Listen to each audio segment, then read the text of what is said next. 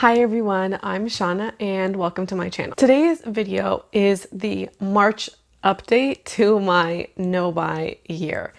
And this is a few days late. I originally filmed this a week and a half ago, but the footage was awful, unusable. So here we are a little later, but I think it worked out in the end because even in the past couple of days, like into April, things I feel as though like are changing so quickly that I have some new thoughts or additional thoughts, if you will. So I'm going to talk about what I have purchased, and then I'm also going to talk about generally like how the month went and then how I'm doing. So after 3 months, I still have not purchased any beauty products, hair care products, anything like that. And I have purchased a few things, but nothing in the beauty space or in the clothing space either. And I feel like that's just a testament to how much stuff I've had. I mean, 3 months to like still going strong on everything is like really demonstrates just how much stuff I have, but also like how long it takes to use the things that I already own. So the actual things that I've purchased, it's not a lot. I did purchase the salt cup, and think I'm going to bring a review to that on the channel. I'm not quite sure when, but it will come. And like that's the only kind of tangible thing that I've purchased. So I spent a little more money on snacks than I wanted to. Not so much as like January where I was like really struggling, and so I was looking for other things to buy and like other ways to spend my money. I guess there was a little bit of self-soothing with that, but also like stockpiling a bit so I could go through like these things a bit slowly. I did purchase my favorite candies are from Squish. They are like a Montreal-based brand, and they have a lot of options and they're so tasty. Their like vegan options are really clearly labeled on their packaging, like in store, but also like through their search filters online. Yeah, I bought a big bag of those. Like I'm talking like a huge bag. And then I also bought like a little mini bag. Those were so awesome. I love Squish, so it was so nice to have that. And then other kinds of snacks as well. There's really nothing to report in terms of actual things that I bought. At the beginning of the month, I did go on a date. We went to the movies, went out for dinner, and had some popcorn, those kinds of things. That's also where some money went. I mean, we're into April now, so I've already done my budget and I've already purchased some things. But what I did decide to do was the Sims has gone on sale, and so I was toying with the idea of buying like an expansion pack. They went on sale and I bought them at the very end of March, but I counted them towards April's budget. And I didn't have any kind of rule in place about rolling over or like carrying over money or extra money or anything like that. But I did wait to make that purchase. They had initially gone on sale for a few days. When they went off sale and were regular price, I was like, oh man, I totally wish I bought one. And I was toying with the idea of buying one full price because I regretted not buying one.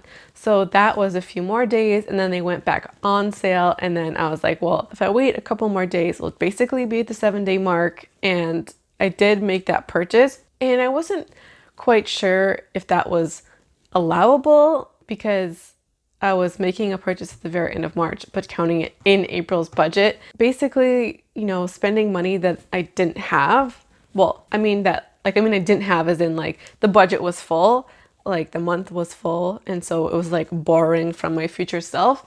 After I did that, I felt fine. It didn't feel as though I was tempted to do it again for other things. I wasn't like, well, if I go over this month, then I can go into next month. That kind of thinking didn't really crossed my mind. That was a really interesting experience because I made a decision that could have sparked a dangerous habit, potentially. And it didn't. Like, I was in full control and I was like, yep, I know that I've wanted this, so I'm gonna, put it in for next month. And like, that's it. And I was really proud of myself for just making, like, understanding this was something that I've really wanted and I have the money for, and to just make it a one-time behavior instead of starting a new kind of dangerous behavior. So at the beginning of March, things were more serious than they were in February, but not to where they were by like the mid of the month. And at the beginning of March, I was still going to school. I was still teaching and still had plans for meetings and all of that. So the budget for March was the same as it basically was for February. And I filled up my Presto with my like $100. And depending on like if I have the meetings that I'm supposed to have, then I would, or the plan is every kind of month to add in those additional trips as they come. I generally plan for about 5 trips per month. And then if there are any more, like I leave other budget open for that. But midway through the month, schools closed. So I had already loaded my Presto card.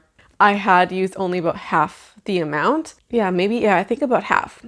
And then the gym, like my gym closed, my ballet closed, and a lot of expenses, like things that I was planning on being charged for, I wasn't charged for. For the Presto, I can't retroactively like take off the money that I've already put on there.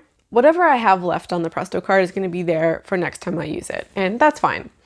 But again, like I had like extra money was like cropping up. So I was a little worried about that because you have even like an extra $25, an extra $100. That kind of extra money could mean that I would be tempted to spend it. And I was worried that that would be where I would be at, that I would see this money and be like, yes, let's go spend it on food or clothing or whatever it is. And it went right into the bank.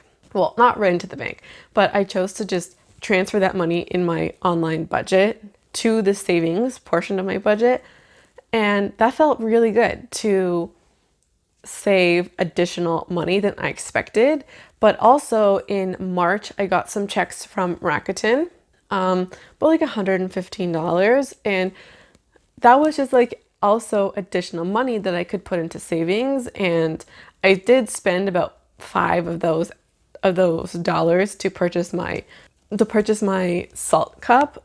Everything else went into savings. So the savings for this month was really good, way better than I expected. Other categories like dates that I had set aside more money for, I was able to save some of that as well. While I didn't kind of go crazy, I took some of that money and moved it towards food, and I spent a lot of money on food, like more than I wanted. And now that I'm talking myself through it, I, have kind of realized that yes, I saved more than I would have or that I had set out to at the beginning of the month. But I didn't save as much as I really wanted because I did take some of that extra money and put it elsewhere. That like with hindsight, I realized like, did you really need an extra $25 worth of snacks?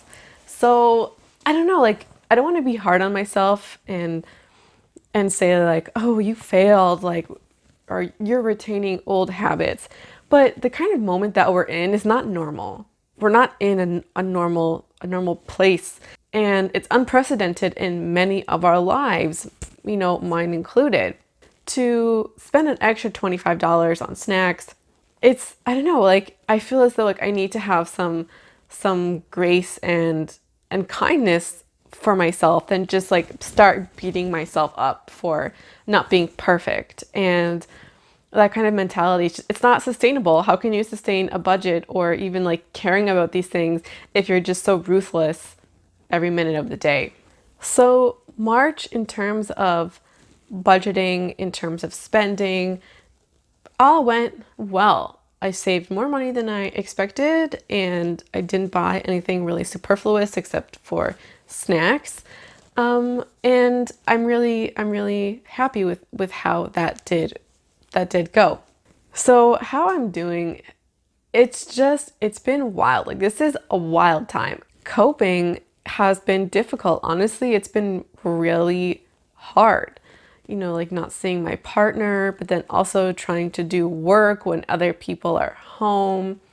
And even though I've been working from home for years, now my entire family's home. That's been really challenging.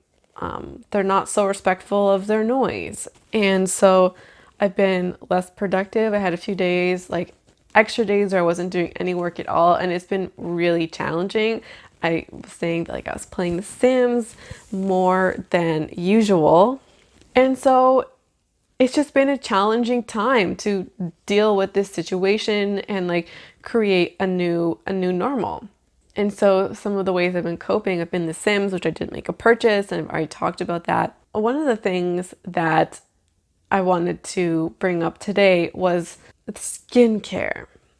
So as it became clearer that things were shutting down and we were going to be in this for a while, I was looking at all the kinds of things that I owned, and I was saying, okay, what, like, are you good with all the things that you have? All of the necessities, do you have them? Because if not, then now is the time to order them. And so I decided that if there was anything that I was potentially low on, that my like stockpiling rule is fine to put to the side now, because I don't know if all the stores are going to close down, if I'll be able to have access to some of these places to get some of the things that I deem necessities. So I took a look at all the things that I owned, mostly like my skincare, my hair care. Like, do I have enough shampoo to last me a few months? Do I have enough face wash to last me a few months? And so I was taking stock of all the things that I owned.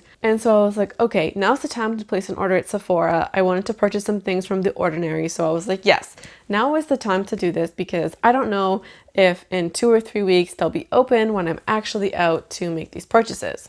That moment made it really clear to me that I was feeling the pressure, or just having this general feeling of stocking up. Like, I somehow need to protect myself or like prepare myself. And so to do that, I need to have all the things that I should have so my life can go on as normal. And I had all my things in my Sephora cart. Some things like I'm really close at, like, just at the very bottom. Others I have more space. And I was like, I'm just gonna let that sit there for a second and I'm gonna think about it. And the kinds of things I was purchasing were basically serums, like a niacinamide serum, some kind of acid. The more I kind of sat on it, I realized that these things aren't essentials. That if I don't have any niacinamide or retinol or acids or, the buffet serum, I'll be fine. Like, I don't need those things to have a generally good skincare routine. In normal times, I would repurchase them when they're done. But my basic necessities, my absolute essentials, are face wash of some kind and a makeup remover of some kind, and then a moisturizer and a sunscreen. And that's it. Those are my essentials. And this niacinamide serum and this buffet serum, those aren't essentials. Those are additional things that make me happy, and are really important additions to my skincare routine. But they're not the things that are like the essentials to survive in skincare. In my very first video I did talking about my no-buy year, I wanted to, understand what I thought of as essentials. It became really clear to me that the things that make me happy are basics, and I don't need to spend a lot of money on them. And it was like a really important revelation to understand what a skincare routine should look like for me. Some of these past the past week, my skincare routine hasn't been great. There have been some days where like I haven't worn any makeup and haven't washed my face. And no, not ideal at all. But it's just been hard. When times get rough, I'm not looking into, putting on my buffet serum every day. That's not what I've been doing, and I'm totally fine to go without them. That was a really long tangent to just say that I've come to understand what I consider essentials. And because these serums aren't essentials, they are important to my routine, but I'm okay spending less money on them because they are additions and I don't want to spend hundreds of dollars on additions. I also want to talk about some interesting experiences I had with clothing.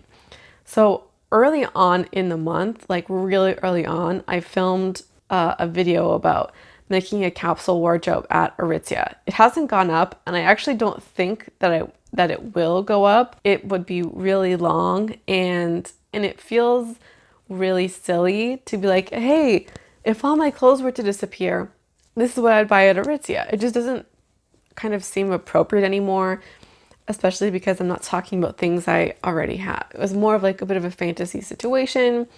And while that's fun, I think I'm just tabling that video. There was a few pieces of clothing in that video that I fell in love with. There's two things in particular. This like black, and I think the polka dots are like gold or tan. So it's black and like tan polka dot dress. And then these like salmony, corally kind of colored like culotte pants. So beautiful. So I went absolutely crazy for both of these things that I honestly thought it was going to break my budget. I was like, these things are so beautiful. I need them. I need them in my life, and I think that they would be practical and useful. And I had inputted my credit card information and I was ready to go. While I obviously didn't pull the trigger on that purchase, it demonstrated a few things that I wanted these things so bad. And this was one of the first moments I've had so far this year that I was just ready to say, like, screw it all. I want these things more. I want these things more than my future. I want these things more than the ability to save. I want these things more than whatever goals I have for myself. That was the mindset I was in, which means that I was in a pretty bad place to go back to old habits. I just was so enamored with their beauty that everything kind of went out the window. And I think that's a really good snapshot into like the state of my mental health at that kind of point in time. I have generally been in a good mental health space, and I've been working so hard to kind of get where I am now and like change my mindset about things. And my mindset about makeup is changing. I watched somebody's declutter and I was like getting enraged about it. I had to stop. And so the questions I'm asking myself about purchases in general, whether it's makeup or skincare, whatever it is, I'm being more diligent, and like my behaviors are changing. That's all I'm trying to say. And then to have this moment where I'm like, peace, progress, I don't give a shit, was a bit alarming that like things can just fall so easily. I obviously didn't buy them, but what I did that night was I went to some of the other kinds of staple websites I used to shop at, one of them being Simon's, and I was like, maybe I can find some of these things cheaper. And I found these pair of culottes on Simon's. They were a green pair, and they were more of like a casual fabric, like a sweatpant, not fuzzy, but kind of like terry cloth. And I fell in love with them, and I was like, yes, these are even more perfect than the Aritzia pants, because these are more casual and I can wear these inside when I'm studying, whereas the Aritzia ones were generally a bit too fancy to wear them on a regular basis. So I said, these are $40, perfect. I should totally buy them. And then I put all these things in my cart. Next thing you know, like $250 later, my cart is full. I was like, yeah, I need all this stuff. I need the tank top to go with these pants so I can have a complete outfit. I need these sunglasses because mine are lost. I need this. I need that. I don't have any V-necks. I want a V-neck. And then I was like, you know what? I'm not quite sure what size I am. I'll wait till tomorrow. Tomorrow came, and the pants I wanted were out of stock in my size. And then I didn't know what to do, and I waffled, and then I didn't end up buying anything, because as soon as I was like, well, if I can't buy these pants, then I don't really care about the shirt, then I don't really care about this, I don't really care about that, and my cart emptied till it was just those sunglasses. And there's free shipping, and I had budget, and I was like, am I really gonna ship a pair of sunglasses all the way from Montreal? Am I really gonna do that? So I decided not. Something kind of like really happened in that moment where I hadn't really thought about this before, but I had put all this stuff in my cart because I was just shopping. I was in like a shopping mode. But then the moment that the thing that I wanted was no longer available, nothing else seemed desirable. Like there was no point in buying anything else because the thing that I wanted wasn't available. But when I was filling my cart, that's not how I was thinking. I didn't realize that there was only like one or two things that I actually wanted and the things that were worth buying, and everything else was just crap. How many purchases have I made in that situation where I just bought a bunch of stuff I was interested in and then kept some of that stuff when I only really wanted one or two things? That like if that one thing wasn't available, I wouldn't have bought anything else. That was a really interesting kind of behavioral point that I learned this month. And it was so surprising that it's been a few weeks since that happened. I don't really care about any of this stuff anymore.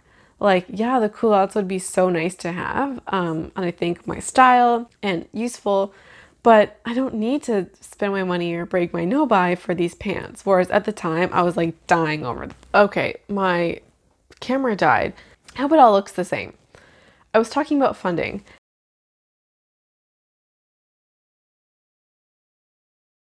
Seniority at my school is determined by years of how many years you've TA'd at this institution in particular.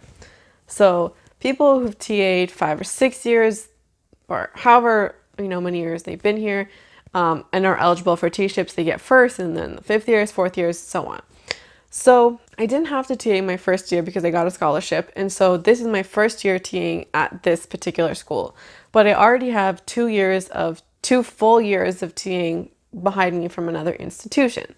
And here's the thing, TAing is generally the same at every school. You teach, at least in my field, you teach tutorials, obviously that varies on the subject matter, and then you mark papers and exams.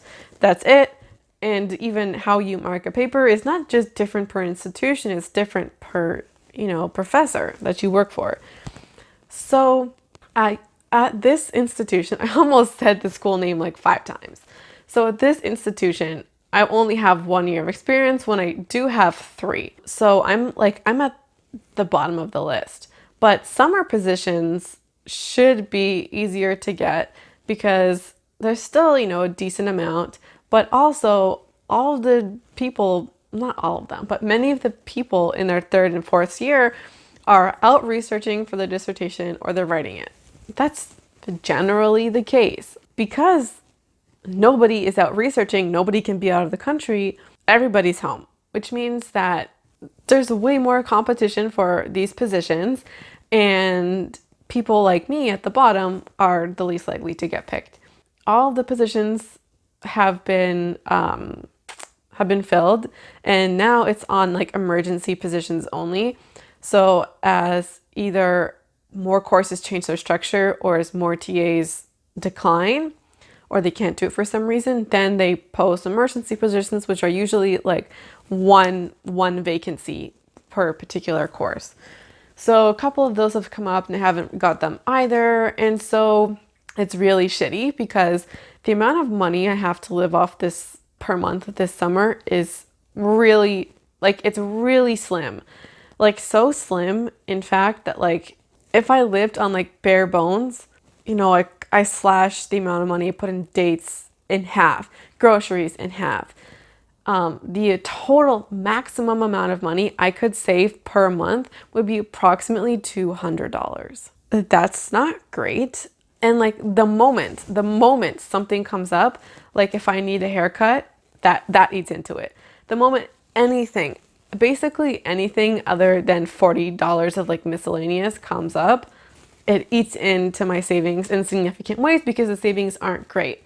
So I was really hoping for a TA-ship. That really doesn't look like it's going to happen. And so things are going to be tight this summer. I was initially kind of bummed about it, but then it's our future is so unclear at the moment. Are we even going to be able to go to a beach? Are we even going to be able to be outside together? is unclear at the moment. It's unclear on how long our troubled time is going to last. I don't know. This uncertainty is very uncomfortable, and I think not just for me, but for a lot of people. For the next month, I'm hoping to save even more than I did this month. So what I decided to do was, so categories like the gym or transportation as an example, I've allotted only half of the amount. So I pay about $50 a month for the gym. So I've allotted $25 for a gym membership, and I put in like $30, I think, for transportation, and some small things like that. So at the end of the month, if things continue like they will, then I can take some of those, $30 here, $30 there, and put those into savings. But I also decided to continue with some of those expenses as normal, because while it seems unlikely that things will go back to normal by April 30th, I can't count on the fact that my expenses will be less than they were this month. I can't assume that. And because that's a dangerous assumption, because I want to make sure I have all my ducks in a row, if you will, so I'm not screwing myself whenever they start up again. Because the thing is like they will start up again, whether it's now or in 2 or 6 months from now. I can't just assume indefinitely that I won't have them. I have to continue planning for them, because when they do start up, I need to be prepared. That's all that really is. This time is hard, and I think my own takeaways from this is that I'm doing okay. Like, I feel as though I need to remind myself of that I'm doing okay. I'm not spending beyond my means. In fact, I've been saving, and I haven't been blowing any part of the budget, and I've been saving more, if not exact amount that I want to save.